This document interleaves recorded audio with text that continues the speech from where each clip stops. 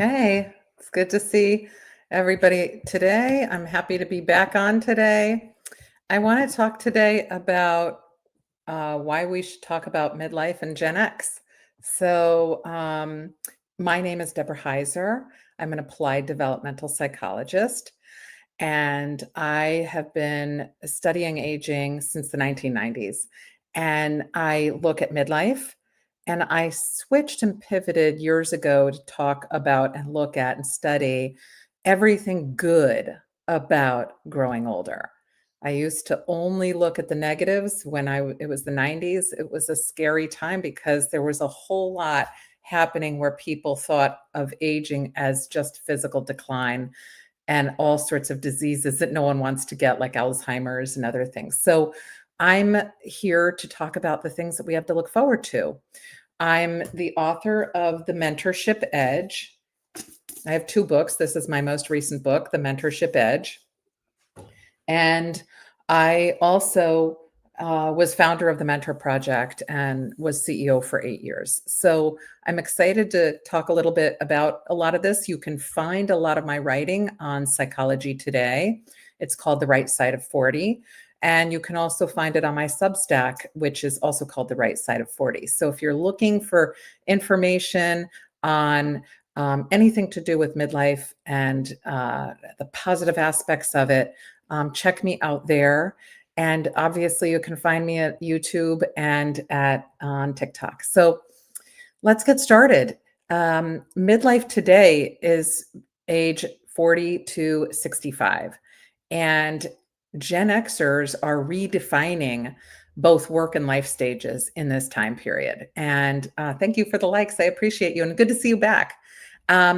So midlife is not defined as decline. A lot of people get nervous about midlife, think of it as a midlife crisis, think of it as a time of having all kinds of feelings of loss, but really it's a unique phase for reinvention, for purpose, for giving back, for building your legacy. And thank you. So this is a great time to really start to think about yourself and what is it that you want to get out of life. So part of it is changing narratives. We are not our parents. And the way that we go about midlife is not the same. If you look at pictures of your parents from when they were your age, you're going to be shocked to see just how different they looked. There are no longer the polyester pantsuits and things like that. A real aged look by age 50 was what was expected. Even by 40, people really had an aged look about them. But we see so many individuals in midlife who are considered to be sex symbols, who are out there and doing a lot that is fashion forward, looking amazing, keeping fit. These sorts of things. We, as Gen Xers, are reinventing what midlife looks like. So the things that we still have to look at, even though we're redefining how we look and feel, is we still face job burnout. We still face shifting values. We still face increased uncertainty about retirement and changing family roles. This is a time, midlife is often a time when people get divorced or when there are different family roles that might change. So even though we're doing that, what I'm saying here and now that we have so much to look forward to, a lot of people have a little, wrench in it that is, they might say, well, that doesn't resonate with me because I'm going through some kind of a life stage. Those are all normal things that we would go through. However, we still have the ability to look at things, even in times of uncertainty, with a new shifting value, and we can look at them in a different light. We don't have to use our parents' generation as a guide for how to dictate how we move forward. Our parents' generation had a lot of things that they grew up with that was really different than how we did. And we're different in the way that we're approaching it. So think of it this way. So we do have a lot of emotional realities. We have increase in life satisfaction. That is something that we often don't talk about or think about, but we have that. That's available to us. that we create ourselves. We also have some unique risk factors like despair and mental health challenges that can come into play. We do have control over a lot of how that is, but we need to keep that in mind. So, overall, we have a lot in our favor in midlife that we can look forward to. But I'll just say this, what we have is resilience and the ability to overcome the challenges that are in our life that I think that Gen Xers are sort of born to really have an understanding of. If you look back at, Gen Xers living in the 80s and 90s when there were latchkey kids and all kinds of ways that Gen Xers had to solve problems on the fly. And that comes in to play in a very positive way in midlife because we're now in uncharted territory. We're not checking the boxes of what was in front of us, like go get a job, finish school, get a partner, have kids, do these things that we didn't necessarily place on ourselves. Now we have the opportunity to place them on ourselves and to take control of some of the fears that we have about trying new things, about having our future in our own hands. But if we remember that we are much more resilient than we give ourselves credit for usually, it really is helpful in saying, I can navigate this. I know I can do this. This is temporary. I can move forward. So we should expect life satisfaction. We should expect increased happiness, but there can be a blip in the road. So if that is happening, that is not something that is permanent. We're really great at being able to pivot. So we also know that success is something that is, a lot of times people have success as a defined thing. How you do in school, how you rise in a job. With success is attached to a lot of different things. And by midlife, we're able to see a lot of our success is in what we're choosing, what we want our success to be. Career success starts to fade sometimes for people. And they say, you know what, I want to put a lot of those eggs into my family basket, or I want to put some more into my friend basket or my passion projects or something else. So our success becomes something more tangible because we spread it out a lot in midlife. We give ourselves many more options to have success.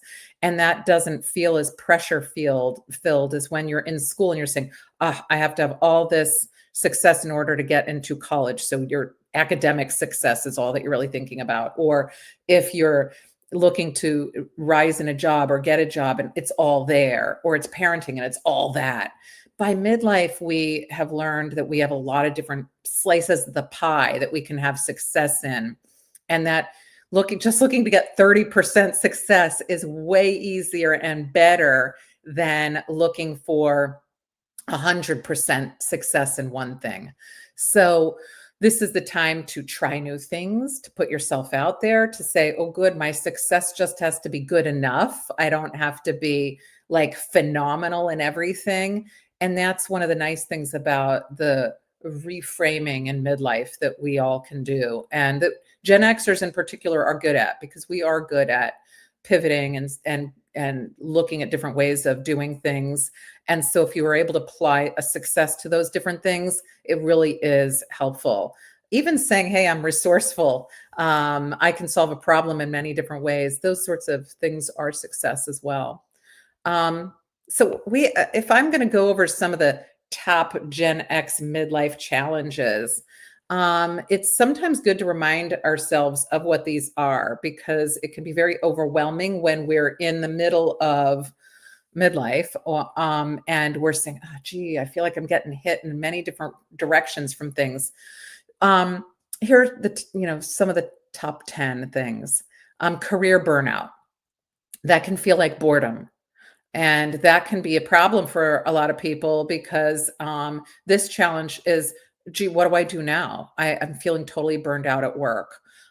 This is something to keep in mind. If that is something that you're feeling, it's something good to address. And I've talked a little bit about this before, and I'm going to talk about it in the future. But this is something that we can have some control over. and we can work on that. Redefining success is another one. Most people think of success as something that they attach to what somebody else is doing.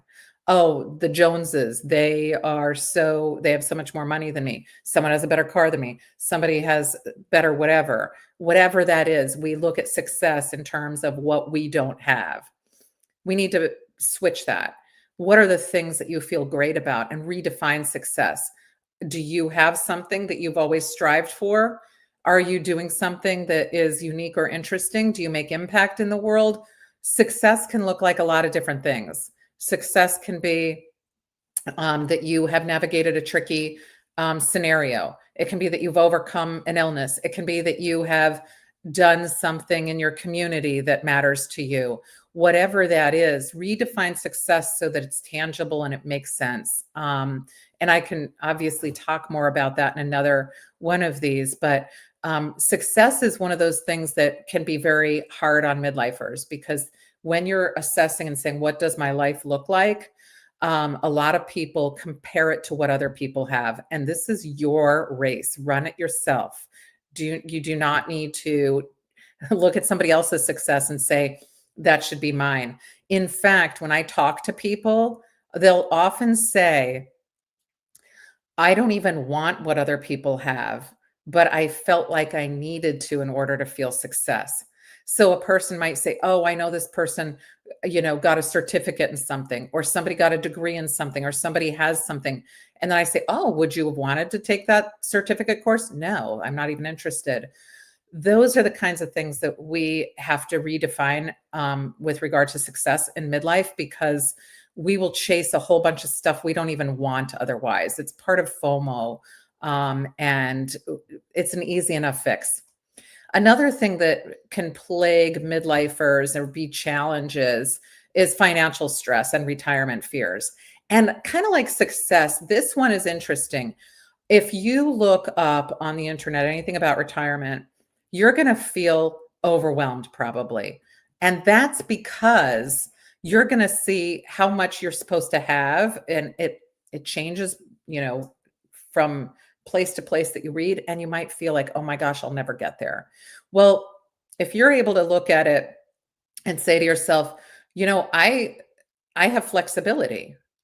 I may always want to have a side job going. I may always want to work in some capacity. A lot of people are choosing that. And research shows that if you continue to work, you tend to have purpose longer and it makes you more emotionally fulfilled.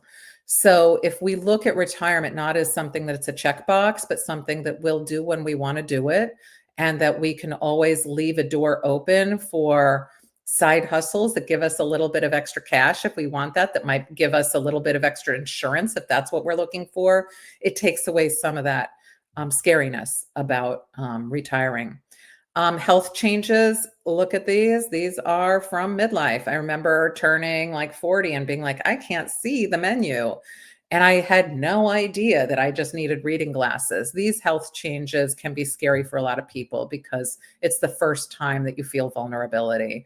But we adapt. We all adapt. It's okay. We put on a pair of reading glasses and we're good to go. It's really the health changes are just keeping up with a lot of the doctor visits and making sure that you're on top of everything. But that's it. Divorce and empty nest. These are challenges that hit a lot of people. And this feels like grief. It can go through stages like grief.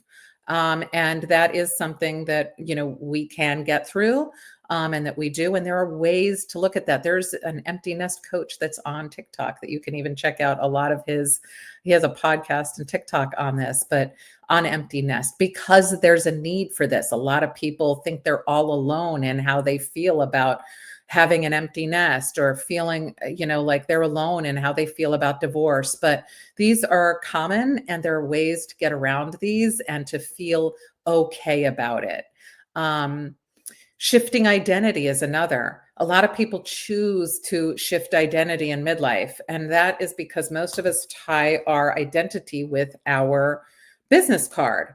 I am my job title. I am this. And then we might shift our job. Maybe we get downsized. Maybe we we get laid off. Maybe we decide I want to shift in what I do for work. That shifting identity can be a challenge for a lot of people because we're so used to identifying with a title, and that title goes away or it changes, and that can be difficult for people. But if we look at our identity as more than just our job title, it makes it a lot easier for us. We can start to talk about our identity in different ways. Like, I'm a person who loves to get involved in the community. My identity is, that I'm a parent. I do a lot of different things. You can list them out. Um, Another thing that can crop up in midlife that can be a challenge for Gen Xers is loneliness and connection gaps. We are used to doing things by ourselves. We are super independent. And we have to remember that while we're in the busiest time of our lives, which is 30s to 40s and even up to 45, or can be even up to 50, we have to really remember that we need to still plug in with our connections. So it could be monthly, it can be sending a text every now and then, but maintaining our connections. So that is really what helps to stave off loneliness. And we forget to do that because we get so busy. But that is one thing that can come up in midlife where we start to say, oh my gosh, where are my connections? So my one bit of advice for that, and I've talked about this in the past, is to just do what you can. Maybe it's you're sending people a text that you haven't talked to in a long time, but you're just rekindling some of your relationships with family, with friends, with older friends, and just saying, hey, had a minute, I was thinking of you, and rekindling some of those relationships. People tend to be really happy about that. I love it when I get a connection from the past that reaches out, and a lot of times we're able to reconnect in ways that are meaningful. Balancing caregiver roles. This is huge in midlife. A lot of people are working on caring for their parents as well as their kids. Even if their kids are grown, there's still maybe even grandparenting in there. So there's a whole lot of caregiving roles that happen, and that can feel overwhelming. And that can feel like a lot. So balancing those and being aware of what you can do and getting support is really helpful. Feeling culturally invisible. I heard this all the time when I was CEO of the Mentor Project. So many people, it didn't matter what they were. It didn't matter if you are an astronaut, if you're a famous person, it doesn't matter. People worry about being invisible. And that's because if you have always done something, if you've made impact, if you have had a role and you suddenly don't, the feeling of invisibility is really scary. So making sure that you feel relevant, the ways that you can feel visible are by getting connected, mentor, volunteer, get involved in a community. I know that this Sunday, tomorrow, I am going to be doing a Rotary Club event in my community for, getting turkey dinners to people. It makes me feel part of the community. These are things that we can do everywhere. It doesn't cost a dime for us to get involved in these things, but it makes you feel visible. And technology adaptation. I just got off the phone with somebody earlier who was really complaining about not understanding certain kinds of technology. And that's what can be a challenge for midlifers. And most people just say, oh, well, go talk to somebody younger than you. I say something a little different. I say talk to other people in your circle, because it feels a lot of times to people, it feels demeaning almost if you're always going to somebody younger and asking them to help you. But if you're working on it with people in your own age group, your own cohort, your own friends, it can often be easier to solve those problems on your own with them in helping you, and to maybe even go to a community ed place and figure that out. Whatever you have, that is a challenge that a lot of people have. So, I mean, I really think that midlife is a stage of renewal. It's an opportunity for emotional growth and meaning. There is a paradigm shift that happens in midlife, and this is a time when we have the biggest opportunity to benefit from self-awareness, emotional resilience, meaningful relationships, productivity, a sense of contribution. We don't have that when we're younger. This is something that we're able to step back a little bit once we hit midlife and feel like, oh, I have some self-awareness. It's because we can finally breathe a little. And so having that understanding, you know what? I am resilient. I look at all the things that I have done, that I've accomplished that can be emotionally resilient things, or maybe they are actually physically resilient. But taking that in is so important. And meaningful relationships, we often take for granted the meaningful relationships we have, or we think we should have more. You just need one. That's it. It's not about quantity, it's about quality, and building on that to make sure that the relationships that you do have are really remaining meaningful. And then productivity and sense of contribution. These are all things we feel and experience in midlife that we don't get to feel as much when we're younger, because we don't have the bandwidth to, for the most part. We're so busy and trying to accomplish some of the goals that are set before us. And now that we can step back, this is when we really kick into high gear with feeling emotionally satisfied and feeling more fulfilled. So we also, which is another really kind of good paradigm shift for us in midlife, is that we move from being led to being leaders. So moving from being a follower to a guide, to being a mentor. Once we hit midlife, we have a lot of experience, expertise, wisdom, all this stuff. And we move from going to get that from somebody else to giving it to others. And that's a really great feeling. It makes us feel visible. But these are the things that are paradigm shifts for us that aren't always easy for us to take in, even when we're doing it all right. So having some of that, just stepping back and having the ability to look at your life and reflect is super helpful. So, some ways that we can find real purpose is through volunteering, mentoring, or doing any kind of philanthropic work or philanthropy. In terms of, I see people being philanthropic at every single age on social media. Every time they give out, a little gift that's on one of the lives, things like that. That is all philanthropy. So I have some signs that you might not have thought about that show that you're ready for a midlife pivot. And so I'm going to talk about some of those right now. So hold on a second. I'm just checking some of this out. And thank you. Thank you for some of the comments I'm seeing on here. I appreciate you. So what I want to be able to talk about now are some of the pivots that we probably experience. So take a listen to some of these, and some might resonate, some might not.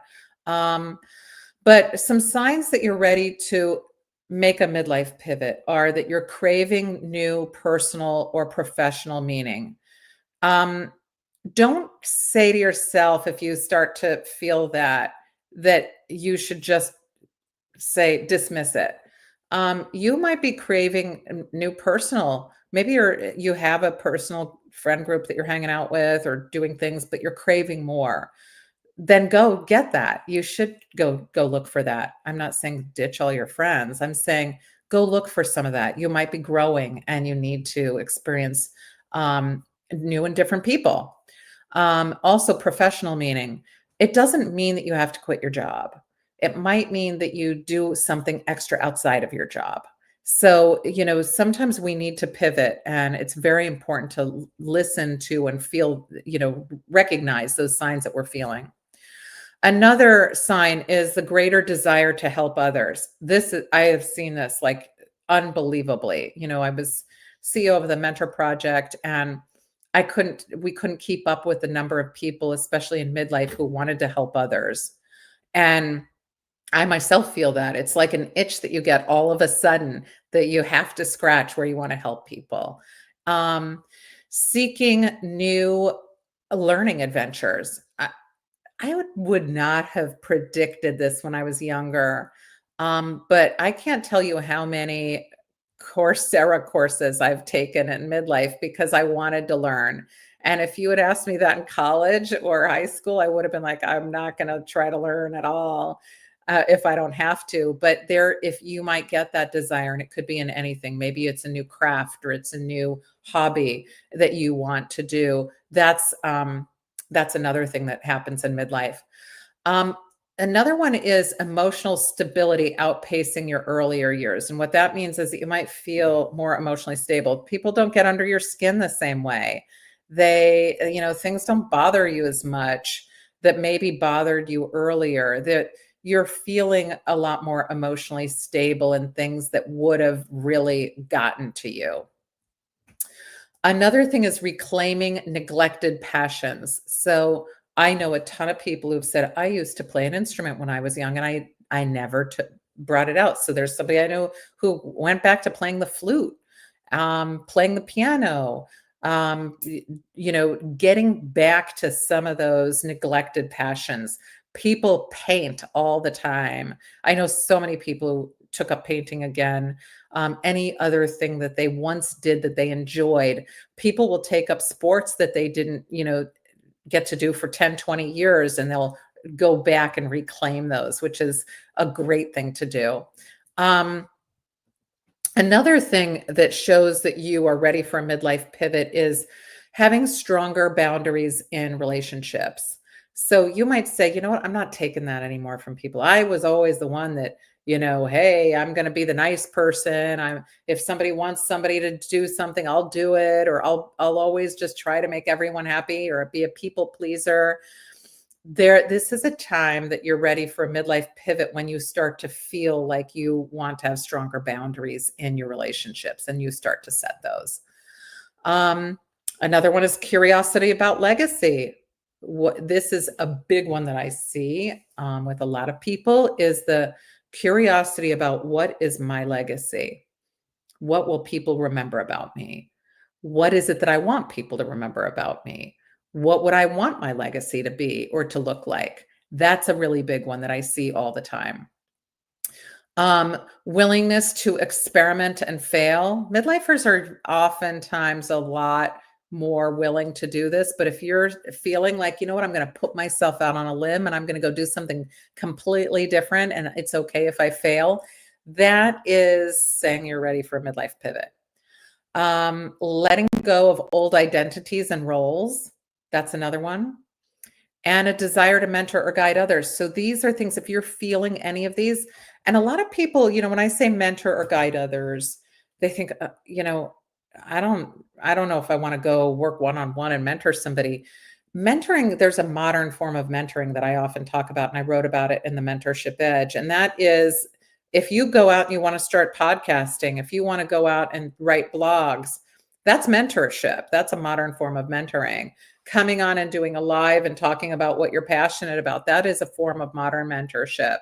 So if you're doing something that you are saying, oh, I just had an itch to do this, you might be mentoring and you just don't know it. So we often have an urge to give back in midlife, and this is called generativity. There's an actual term for it, and it's a psychological life stage called generativity that is right in middle life. This is a midlife stage. And Erik Erikson was the developmental psychologist who talked about this. And he basically used this as our legacy, midpoint in where we're looking from legacy. And generativity is the drive to leave a mark through volunteering, mentoring, and philanthropy. And generativity really fuels both mentor and mentee, and it helps to sustain relevance and joy into later years. And this is something that we really like to do. We want to do it. We often get an urge to do it. And we're like, where did that come from? Well, that's why you're built to do it, just like walking and talking. So, if we think of all of this, it can even be giving back to your grandchildren, things like that. It's such a broad thing. If you're interested in this and want to learn more, I write a lot about that in the Mentorship Edge. So this is a book that I wrote it came out in November last year. So it's been out for about a year, but it talks all about that. So if this is an area that you say, hey, I might be falling into some of those categories, it makes sense. You can check that out. So the top 10 ways that we can be generative are to mentor young adults or professionals, volunteer for local causes. I just mentioned that I'm going out and doing a turkey drive, thing on tomorrow morning. Share your expertise online or as a guest speaker. Write or create resources for others. Engage in community organizing. Start a foundation or contribute to charities. Create an intergenerational program. Become a foster parent.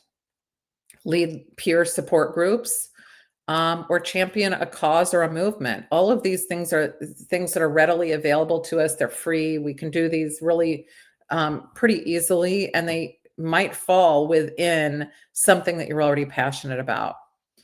So, if we really want to look at what true mentorship is, it's defined by 5 elements: generativity, which I just mentioned a little bit about; intrinsic motivation, you have to want to do it. Nobody pays you to do it. If you're getting paid, you're not mentoring.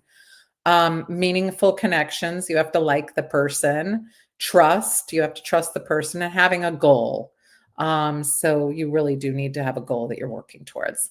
It's not the same as coaching or sponsorship. There's no financial transaction. It's more of a deeper personal relationship. And most people don't talk about lateral mentoring. It's a term that I coined. It is when we look to our left and we look to our right, and we are mentoring peers across generations, like left and right. It's really like looking not at somebody above you to pull you up to the next level. It is looking to your left and to your right. We do this all the time. Most people just don't realize it. And I write about that also in the Mentorship Edge. So some of the things that we really should be doing when we are looking at midlife is try to take up a new hobby, revisit old passions, enroll in a new educational opportunity, explore entrepreneurship or creative freelance work, travel someplace new. It doesn't have to be far, just someplace new. It could be in your own town, but go, or somewhere else. Go somewhere new though. Build new, stronger friendships. Practice daily reflection and journaling. Seek feedback from people. Ask other people what they think you're good at. We're pretty bad at that usually, but other people will tell you what you're really good at, and it feels good, but it also helps you to keep doing that. Try therapy or coaching so that you can make those pivots that you want to make. So it can be overwhelming if we do it by ourselves sometimes, but getting a coach to help you through that is often really a great idea. It's short term, it doesn't last long, and you can get a real boost in whatever you're doing. Teach or lead when there's a setting that is unfamiliar to a lot of people, and create small wins for yourself. This is an important one. We do not do a good job at giving ourselves a celebration for small wins. And small wins can be anything. That could be yay, I folded my laundry today. I got out of bed, whatever. Give yourself some things that you're going to win at, celebrate it, and then add on to it so that you're always progressing. But don't go for something big and unachievable. Go for something small and build from that. And, this is the time to really think about leaving a legacy. What kind of footprint do you want to make? That's a big question.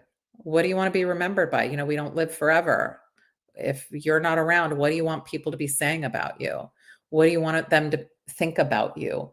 And what kind of expertise do you want to pass on to somebody else? Is it that you want to pass down some of your recipes? That's a great legacy. Some of your traditions, your values, your culture, your religion. All of those are things that you can do, that you're probably already doing.